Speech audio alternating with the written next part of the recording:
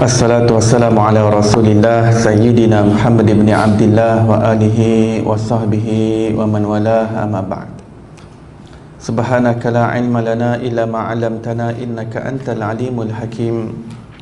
Rabbi syrah li sadri wa yassir li amri wahlul 'uqdatam min lisani yafqahu qawli.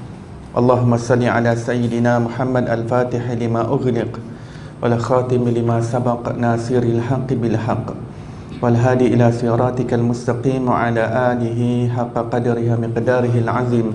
Allahumma anfa'na bima 'allamtana wa 'allimna alladhi ma yanfa'una. Allahumma faqihna fid din wa 'allimna at-ta'wil. Allahumma inna nas'aluka 'ilman nafi'an wa rizqan wasi'a wa na'udzubika min 'ilmin la yanfa' min qalbi la yakhsha'. Allahumma aftah 'alaina futuhal arifin warzuqna fahman nabiyyin wa hifdzal mursalin wa imanal muttaqin ya arhamar rahimin. Allahumma nawwir qulubana binuri ma'rifatik wa tahhir qulubana an ghairi. Allahumma aftah 'alaina fathan qariba fi 'ulumil aqliyati wan naqliyah bijahi sayyidina maulana Muhammadin khairil bariyah sallallahu alaihi wasallam. Alhamdulillahi rabbil alamin. Alhamdulillah, segala puji bagi Allah Subhanahu Wa Taala, pencipta tujuh petala langit dan tujuh petala bumi dan segala pembendaharaan yang berada di antaranya. Selawat dan salam ke atas Nabi junjungan besar kita, kekasih kita Nabi Muhammad sallallahu alaihi wasallam, dan ke atas ahli keluarga baginda dan ke atas para sahabatnya dan ke atas mereka yang mengikuti jalan mereka yang terdahulu dengan cara yang terbaik sehingga hari kiamat. Alhamdulillah, muslimin musliman yang dirahmati Allah Taala. Kita dikumpulkan lagi oleh Allah dengan izinnya, dengan rahmat dan taufiknya. Setelah berbulan-bulan kita terhenti pengajian, mungkin lebih daripada 3 bulan, dan ini pun adalah kuliah pengajian saya yang pertama selepas 3 bulan. Rasa kikuk pula. Baik, kita sambung lagi dengan pengajian kitab Allah Syariat dan Hakikat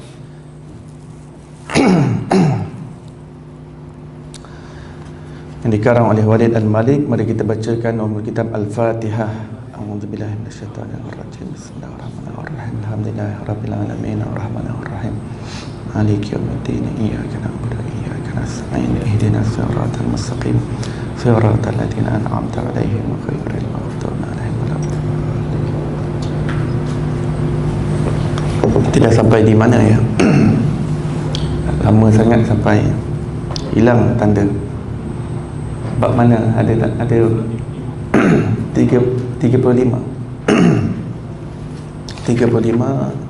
sifat iftiqar ya. Baik, sifat iftiqar adalah perbincangan untuk mengenal apa yang disebut sebagai ilah, al-ilah. Bila kita sebut la ilaha illallah, apa yang dimaksudkan dengan ilah ya? Kalau kita terjemah secara mudah, ilah itu Tuhan. Itu terjemahan secara ringkas dan mudah. Tapi apa perinciannya, apakah huraian dan juga penjelasannya? Penjelasan kepada ilah ia akan terbahagi kepada 2 sifat yang paling utama untuk nak menceritakan ilah. 2 sifat itu adalah sifat istighna dan juga sifat iftiqar. Yang sebelum ni kita belajar 20 sifat yang wajib bagi Allah Ta'ala. Daripada 20 sifat ini akan ada yang berada di bawah sifat istighna dan ada sebahagian yang lain berada di bawah sifat iftiqar. Sifat istighna di dalamnya ada 11 sifat. Sifat istighna adalah berkaitan dengan sifat kayanya Allah Ta'ala, yang ini tidak berhajat kepada mana-mana makhluk, tidak memerlukan kepada mana-mana yang baharu ya. Allah Ta'ala dah cukup dengan diri dia. Jadi sifat-sifatnya yang di bawah kategori ini ada 11 sifat, iaitu wujud, qidam, baqa, mukhalafatu lil hawadith, qiyamuhu binafsih, sama', basar, kalam, kaunuhu sami'an, kaunuhu basiran, kaunuhu mutakalliman. Ya, sifat istighna, sifat yang ada pada Allah Subhanahu Wa Taala, yang mana tidak ada kena-mengena dengan makhluk. Maksudnya untuk makhluk wujud, dia tidak perlu kepada 11 sifat ini. Ya. Untuk keberadaan makhluk, dia tidak perlu mana-mana daripada salah satu daripada 11 sifat. Yang ada kena-mengena adalah di bawah sifat iftiqar. Setiap satu daripada sifat iftiqar, setiap daripada makhluk berhajat kepadanya untuk kita terus wujud, untuk kita terus berlangsung kehidupan kita. Kita memerlukan 9 sifat yang berada di bawah sifat iftiqar Allah Subhanahu Wa Taala. Apakah 9 sifat tersebut? Wahdaniyah, qudrah, iradah, ilmu, hayat, kaunuhu qadiran, kaunuhu muridan, kaunuhu aliman, kaunuhu hayyan. Ya, ini 9 sifat yang setiap daripada satu makhluk berhajat kepadanya. Sebab itu dinamakan sebagai sifat iftiqar. Iftiqar daripada perkataan faqir. Ya, faqir maksudnya yang memerlukan, yang berhajat, yang benar-benar desperate, memerlukan. Ya. Oleh kerana makhluk berhajat kepadanya, maka dipanggil sebagai sifat iftiqar. Yang iftiqar kita, makhluk yang iftiqar pada Allah, bukan Allah yang iftiqar. Ya, na'udzubillahi min dzalik. Hanya nama sahaja diberikan, nak bezakan antara istighna dan iftiqar. Akhirnya kita akan sambung penjelasan berkenaan dengan sifat iftiqar. Jadi yang namanya Tuhan, yang memang makhluk dapat berhajat kepadanya, makhluk dapat bersandar padanya. Yang namanya Tuhan, yang namanya Ilah, yang mana sekalian makhluk dapat bergantung kepadanya, yang dapat fokus hati kepadanya, yang dapat berharap kepadanya, yang dapat ditujukan segala makna ibadah kepadanya. Itu semua adalah rangkuman makna yang berada di dalam ungkapan ilah. Ya.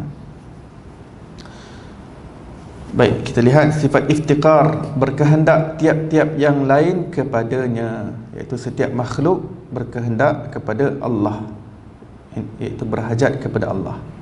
Ada dua perkara yang kita kena faham dalam hal ini. Yang pertama, alam dijadikan mustahil ia qadim.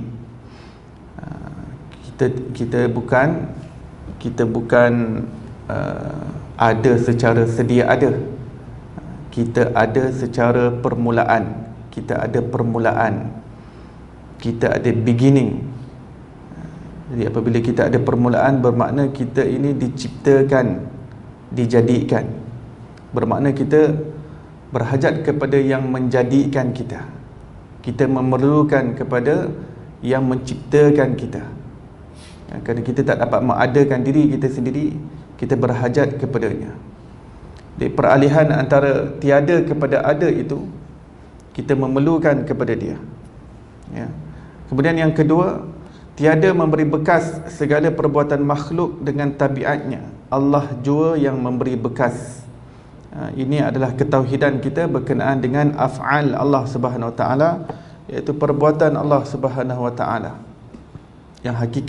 Yang hakikatnya alam ini yang memberi bekas adalah semata-mata Allah Subhanahu Wa Taala.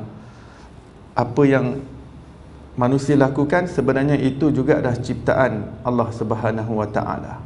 Wallahu khalaqakum wa ma ta'malun. Allah yang menciptakan kamu dan menciptakan segala perbuatan kamu. Ya, perbuatan kita sebenarnya tidak dapat memberi bekas. Ya.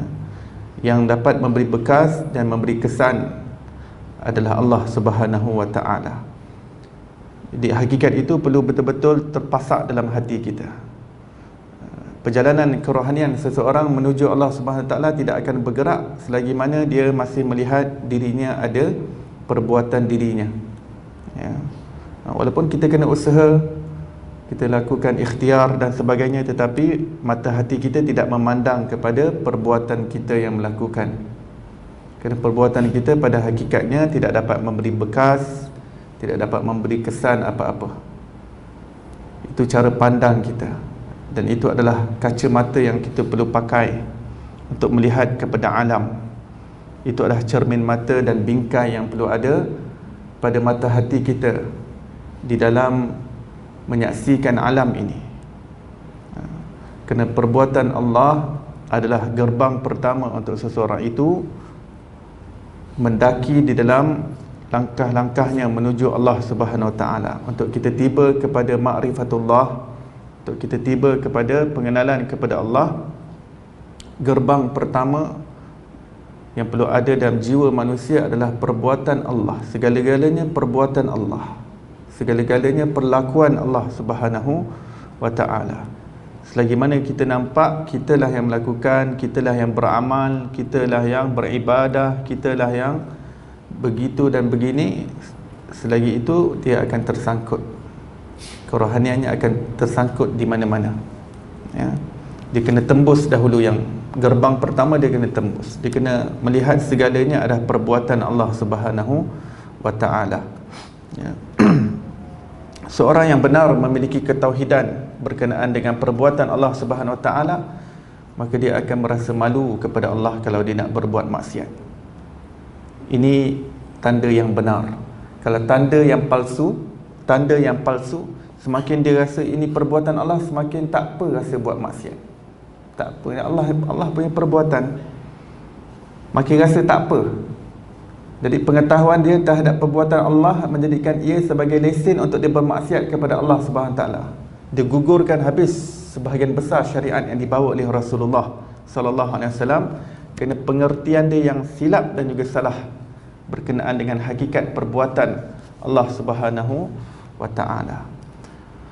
Manusia diberikan Allah untuk berusaha.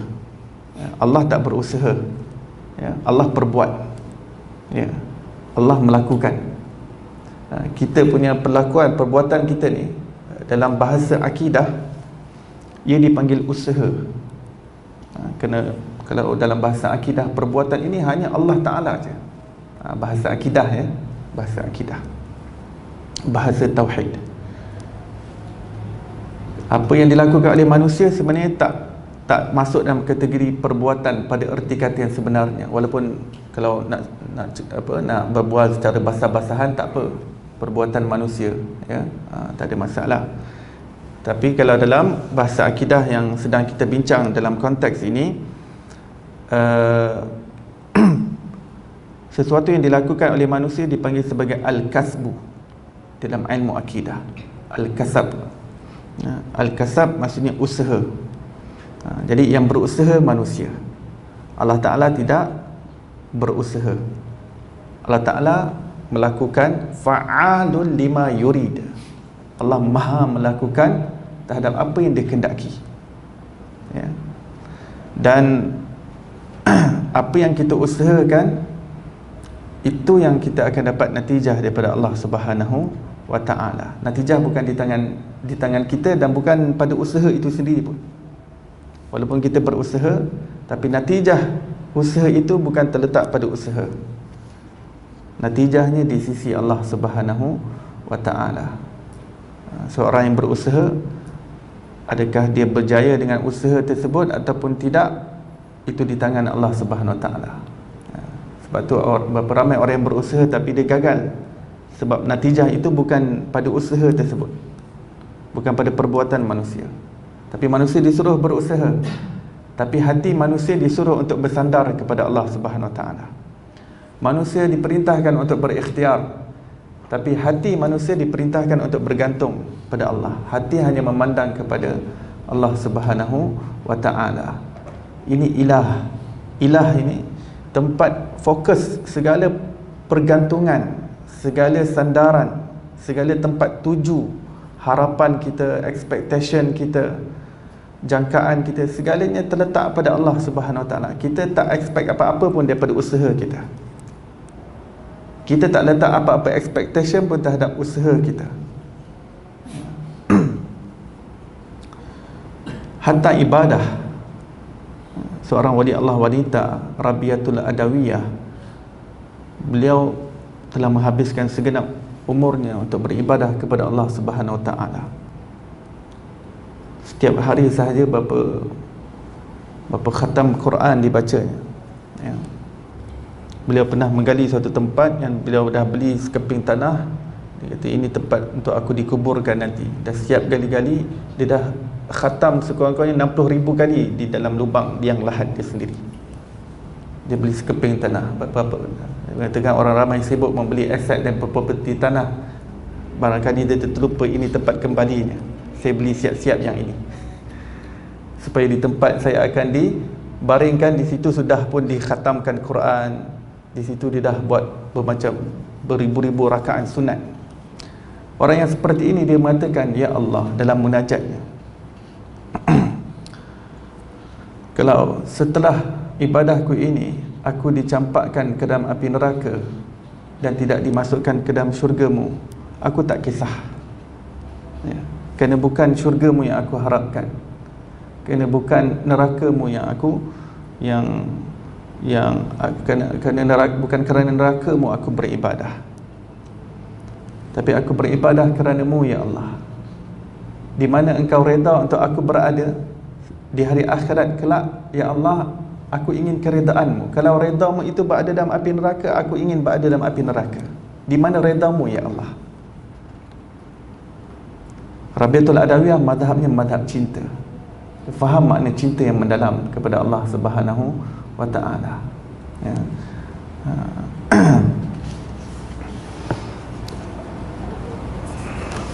Jadi perbuatan manusia adalah berusaha. Hatta kita berusaha, seseorang yang, ada orang yang silap faham, apabila dia sudah berusaha, katakan kita ambil usaha dalam yang agama, amal ibadah, dia nak tengok kalau dia lepas baca surah Al-Waqi'ah, dia rezeki dia okey. Nak tengok kalau dia dah lepas jaga solat dia nak tengok semua kewangan dia semua okey, semua hidupnya okey. Maksudnya dia bergantung kepada usaha dia tak bergantung kepada Allah Subhanahu Wa Ta'ala, ya. Manusia terus berusaha, dia akan baca surah Al-Waqi'ah tiap-tiap hari, tapi natijah yang Allah Ta'ala nak berikan terserah pada Allah Subhanahu Wa Ta'ala. Perintah solat yang Allah Ta'ala berikan kepada kita, kita akan terus laksanakan. Apa natijah yang Allah Ta'ala nak berikan kepada rohani kita, kepada kehidupan kita, kepada kedudukan juga maqam jiwa kita, itu terserah pada Allah Subhanahu Wa Ta'ala. Ada orang pelik, aku ni dah banyak ibadah tak jadi wali-wali lagi.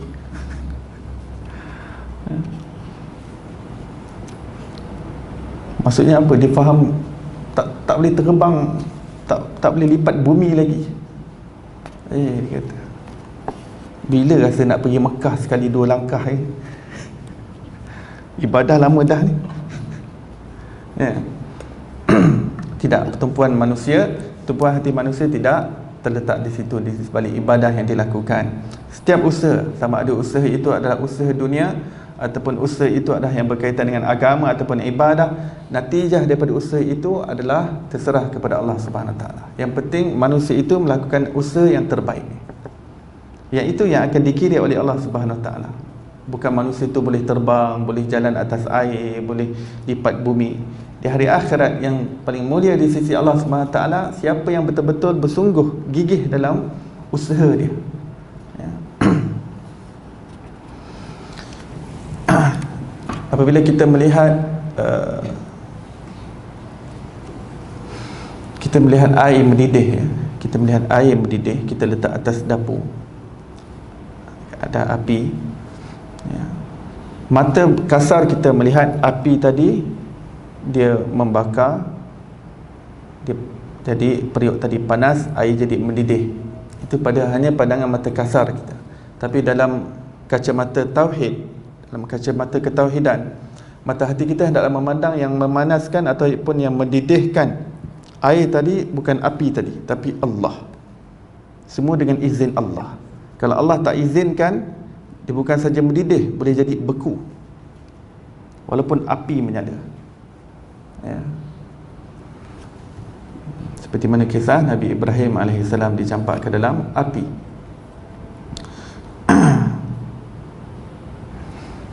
Dan juga ulama memberikan perumpamaan untuk nak memahami kesan perbuatan yang memberi bekas dan juga yang tidak memberi bekas. Ulama memberi perumpamaan seperti ini. Seperti bayang-bayang pokok yang berada, yang kelihatan di sungai, kita aliran sungai, kemudian ada bayang-bayang pokok yang jelas kelihatan pada permukaan air sungai tadi, yang mana kalau ada sesuatu yang lalu di sungai tersebut, dan apabila dia cecah kepada bayang-bayang tadi, bayang-bayang tadi tidak mampu untuk memberi kesan apa-apa kepada apa yang ingin lintas di situ. Kenapa? Kerana bayang-bayang pokok tadi, walaupun warna dia lebih kurang sama, bentuk dia pun sama, jelas, tetapi dia tidak ada hakikat dirinya sendiri. Dia tidak ada kemampuan, kekuatannya dirinya sendiri. Dia tidak mampu nak stopkan apa-apa yang lalu di kawasan sungai tadi. Apa saja yang mengalir ikut aliran sungai, dia tak mampu untuk stop, sebab perbuatan dia tak dapat bagi kesan apa-apa pun. Melainkan kalau pokok tadi yang tumbang, pokok tu sendiri yang tumbang, yang sehingga memberi bekas kepada sungai tadi, apa-apa yang lalu dia akan sekat. Itu perumpamaan sahaja diberikan oleh ulama. Kita ni adalah umpama bayang-bayang. Kehidupan kita, wujud kita adalah wujud majazi, iaitu wujud kebayangan. Kita tidak dapat bagi bekas apa-apa dan kesan apa-apa pada alam ini. Dalam ilmu akidah, kita ada wujud hakiki, ada wujud majazi. Wujud hakiki hanya Allah Subhanahu Wa Taala. Dia sahaja yang memberi bekas dan juga kesan. Dia sahaja yang perbuat. Imam Ghazali rahmatullahi alaihi mengatakan, fa innahu laisa fil wujudi illallah wa af'aluhu. Tidak ada di wujud ini kecuali Allah dan perbuatannya. Kan? Jadi yang akan ditanya di akhirat siapa? Allah ke kita? Yang akan ditanya adalah yang berusaha. Ya? Yang berusaha yang akan ditanya oleh Allah. Allah tidak akan ditanya terhadap apa yang dia perbuat, apa yang dilakukan. Tidak ada siapa yang akan mempertikaikan Allah. Allah Ta'ala berfirman, la yus'alu amma yaf'al wa hum yus'alun. Allah sekali-kali tidak akan ditanya terhadap apa yang dia perbuat. Sebab alam ni semua kan perbuatan Allah kan. Perbuatan ni, alam ni semua perbuatan Allah. Allah kata tak ada siapa yang akan tanya aku terhadap apa yang aku perbuat pada alam ni. Apa yang aku gerakkan manusia, apa yang aku ciptakan manusia dan segala perbuatannya. Aku tak akan ditanya. Wahum yus'alun. Tapi kamulah manusia yang akan ditanya terhadap apa yang kamu usahakan di dunia ni.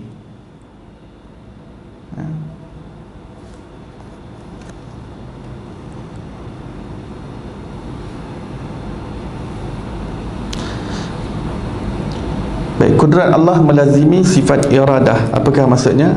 Apa sahaja yang berlaku di alam ini adalah perbuatan Allah, dan perbuatan Allah itu adalah kesan daripada sifat kudrat Allah Subhanahu Wa Taala. Kesan direct daripada sifat kudrat Allah.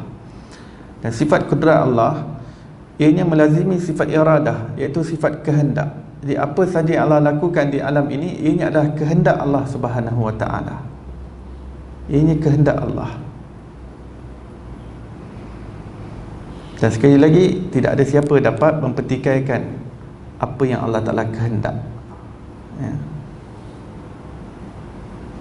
Jadi sesuatu yang bukan kehendak Allah, perkara tersebut takkan berlaku. Ya, Allah Maha Kudrat, Maha Berkuasa. Tapi kita perlu faham dalam akidah, sifat kudrat adalah melazimi sifat iradah. Kudrat Allah itu adalah bersama dengan iradah Allah. Kalau bukan kehendak Allah, dia itu takkan terjadi. Ada orang tanya, boleh tak Allah ciptakan anak dia? Itu kehendak Allah ke? Itu iradah Allah. Allah, ada orang bertanya, Allah Maha berkuasa kan? Allah boleh ciptakan tak isteri dia? Allah tak boleh ciptakan. Wah, kalau gitu Allah tak berkuasa, dia kata. Kan? Kita kata Allah Maha berkuasa segala-galanya, tapi menurut kehendak dia. Sesuatu yang bukan dikehendakinya takkan terjadi.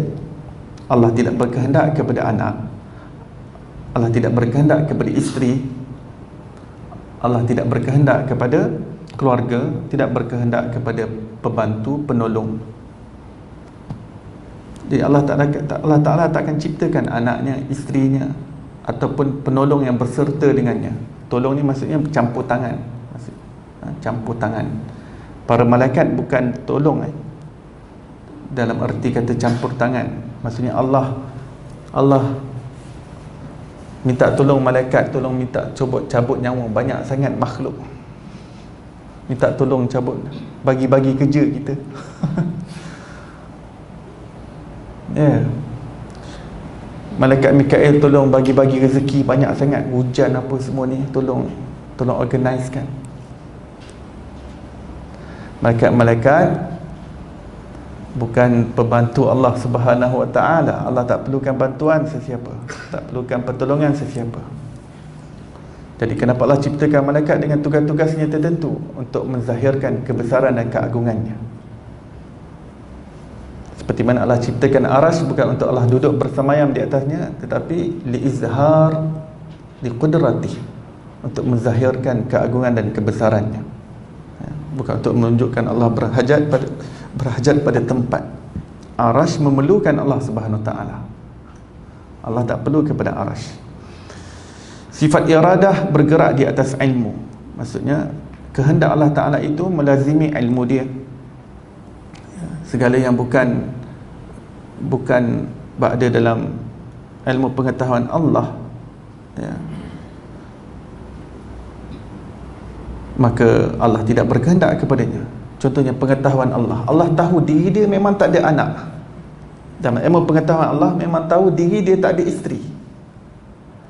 Maka apabila dalam ilmu pengetahuan Allah sudah begitu, tidak akan timbul kehendak daripada Allah Subhanahu Wa Taala untuk nak beristeri, untuk nak beranak.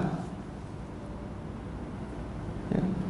Dan memang dalam ilmu pengetahuan Allah sudah tahu diri dia zat yang agung, yang maha sempurna, ya, yang suci daripada ada isteri, ada anak, ada keluarga. Manakala sifat ilmu bergerak di atas sifat hayat, sifat hayat,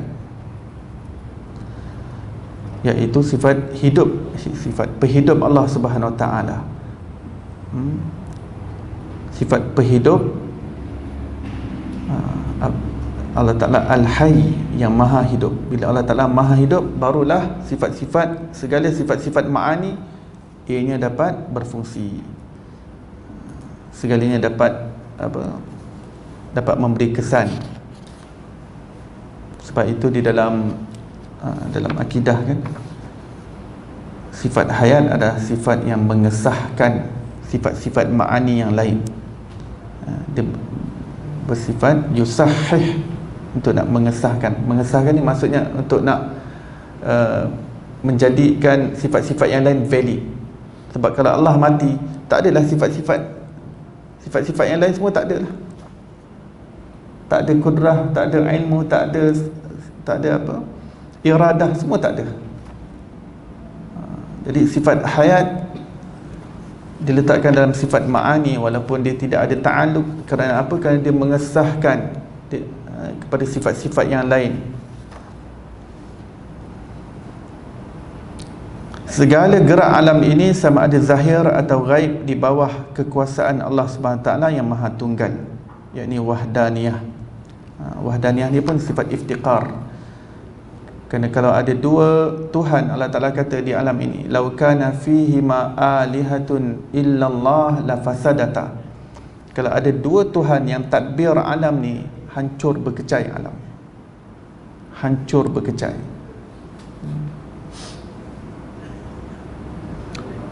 Rumah kita saja kalau ada dua nakhoda boleh porak peranda. Itu baru small house. Kalau ada dua king, tak ada queen, dua king terus dalam satu rumah, hancur habis. Ya. Satu syarikat ada dua bos, dua bos sama besar, boleh porak peranda. Ya. Baik, Allah Ta'ala kata, sebab alam ni bila dia menjadi ciptaan, dia datang bersama dengan sistem yang ada pada setiap makhluk. Setiap sel kita dia ada sistem ni yang tersendiri. Setiap molekul yang ada dalam diri kita dia ada fungsinya yang tersendiri. Setiap daripada sel otak kita dia ada fungsinya yang tersendiri. Setiap daripada organ badan kita dia ada fungsinya tersendiri. Dan seluruh yang berada pada alam ni segalanya ada orbitnya tersendiri. Maksudnya dia ada sistemnya tersendiri. Daripada sekecil-kecil perkara, daripada nukleus, atom, elektron, proton, neutron, dia ada orbit dia, sampai sebesar-besar cakrawala Allah Subhanahu Wa Taala. Ada sistem dia. Bila kita sebut alam, dia bersama dengan sistem. Jadi yang menciptakan sistem itu mesti Tuhan tu. Jadi Allah kata kalau ada dua Tuhan, bagaimana dengan sistem-sistem yang ada pada setiap sel, pada setiap atom, pada setiap zarah? Sebab setiap Tuhan pasti dia ada cita rasa dia tersendiri untuk nak orbitkan masing-masing sistem yang ada pada alam ini.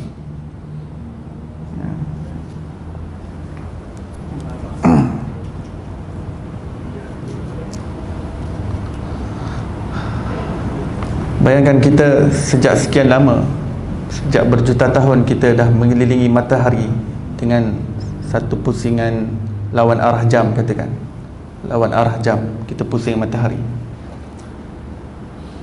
Tiba-tiba kalau ada dua Tuhan, kata kita dah lama biarkan dia berpusing lawan arah jam. Kata saya nak pusing ikut arah jam pula, dia akan hancur berkecai. Sebab dua Tuhan sama-sama ada kudrat, sama-sama ada power yang sama, ada kekuasaan yang sama. Habis hancur lebur alam ni. Satu kata nak sistem macam ni, satu nak sistem macam ni. Sebab tu wahdaniyah dia termasuk dalam sifat iftiqar. Sebab dengan akal pun kita dapat tahu, kalau ada dua Tuhan yang sama power, yang nak control everything, dia akan menghancurkan daripada sekecil-kecil atom. Sekecil-kecil atom akan hancur.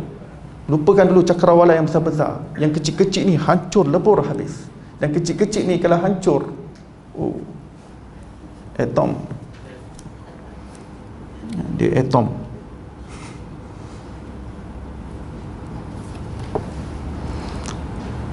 Alam akan binasa jika ada dua kudrat, dua iradah, dua ilmu dan dua zat Tuhan.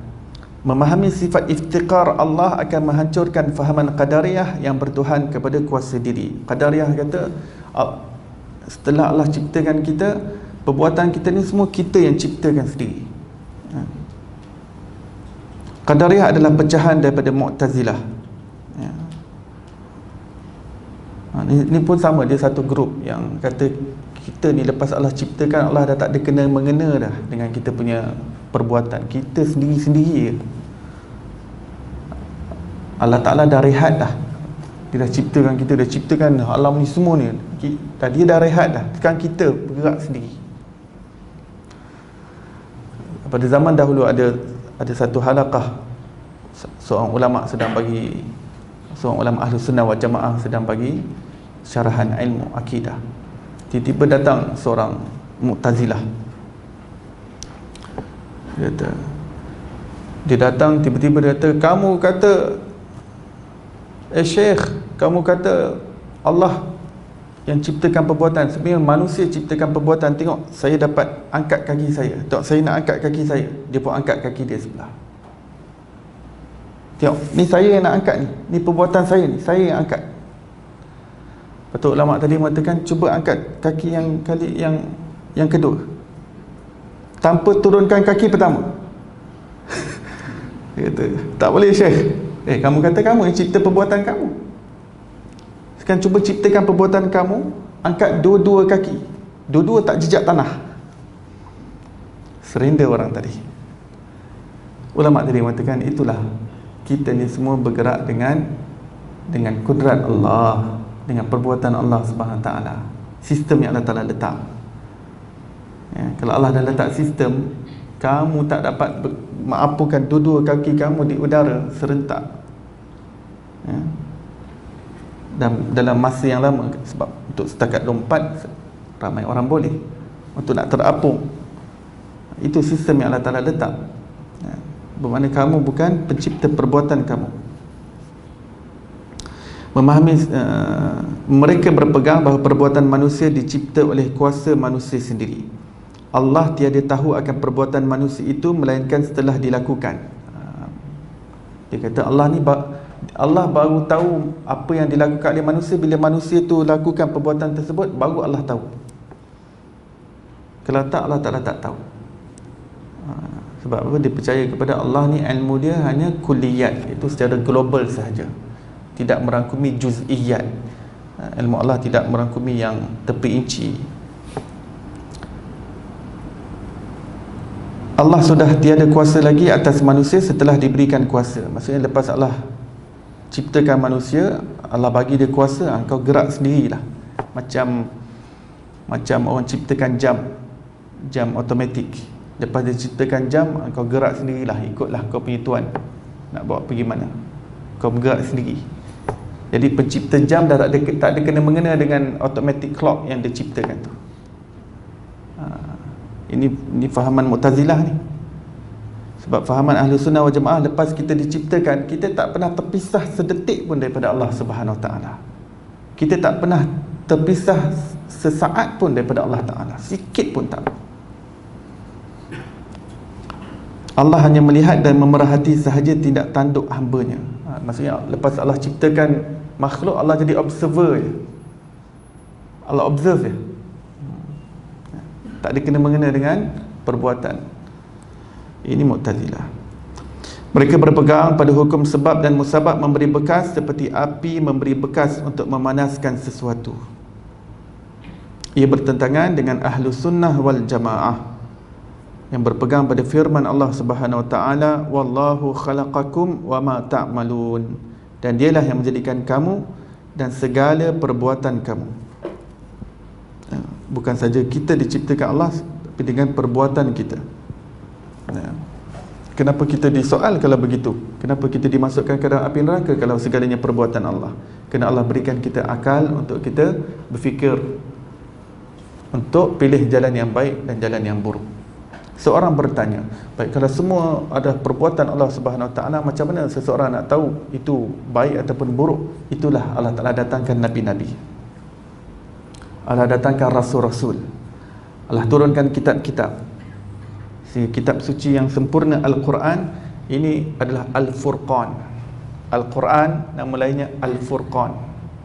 Ia adalah pembeza antara hak dan juga batil. Datangnya Rasulullah SAW menjadi pemisah di antara hak dan juga batil. Jadi dengan apa yang dibawa oleh Rasulullah, manusia dapat tahu, baik, kalau saya lakukan yang ini, itu pun perbuatan Allah, baik yang ini diredai oleh Allah Subhanahu Wa Taala. Ukurannya di mana? Apa yang dibawa oleh Rasulullah SAW. Baik, kalau saya lakukan ini, itu pun perbuatan Allah, tapi yang ini tidak diredai oleh Allah SWT. Mana saya nak tahu ni semua? Di mana neracanya? Di mana parameternya? Rasulullah SAW. Khalas. Ya.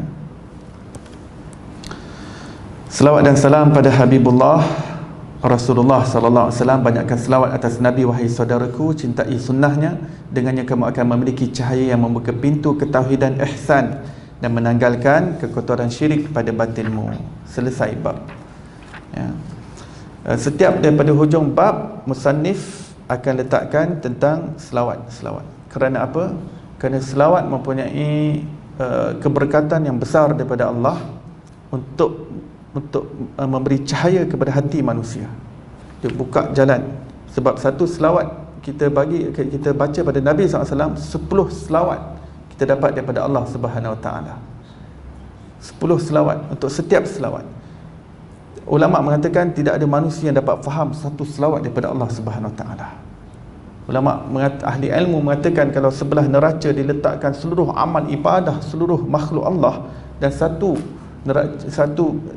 sebelah yang lain diletakkan satu selawat daripada Allah, satu selawat Allah lebih memberati segala-galanya. Tidak akan ada dapat dibandingkan sama sekali perbuatan Allah dengan apa yang diusahakan oleh manusia. Satu selawat daripada Allah. Dan apa itu signifikan selawat daripada Allah? Yukhrijukum minaz zulumati ilan nur. Allah mengatakan dalam Quran, selawat Allah ke atas kamu untuk mengeluarkan kamu daripada kegelapan kepada cahaya. Di situ datangnya seseorang yang apabila dia nak betul lurus menuju Allah Subhanahu Wa Taala, dia kena banyak selawat ke atas Rasulullah sallallahu alaihi wasallam. Seseorang yang masih belum ada pembimbing rohani, belum ada mursyid dan juga murabbi, maka banyakkan selawat ke atas Rasulullah sallallahu alaihi wasallam. Banyakkan selawat, itu yang akan memimpinnya ke jalan yang lurus. Bahkan setelah seorang berjumpa dengan mursyid dan murabbi, juga selawat mempunyai kepentingannya tersendiri. Wallahu alam. InsyaAllah pada pengajian yang akan datang kita masuk dalam bab yang baru, iaitu tauhid setinggi-tinggi ibadah. Baik, kita tangguh majlis kita dan tasbih kifarah dan surah wal asr. Subhanallah wa bihamdihi, subhanakallah wa bihamdika, asyhadu an la ilaha illa anta wa astaghfiruka wa atubu ilaik. Bismillahirrahmanirrahim. Wal asr innal insana lafi khusr illa alladhina amanu wa amilus solihat wa tawasaw bil haqqi wa tawasaw bis sabr. Assalamualaikum warahmatullahi wabarakatuh.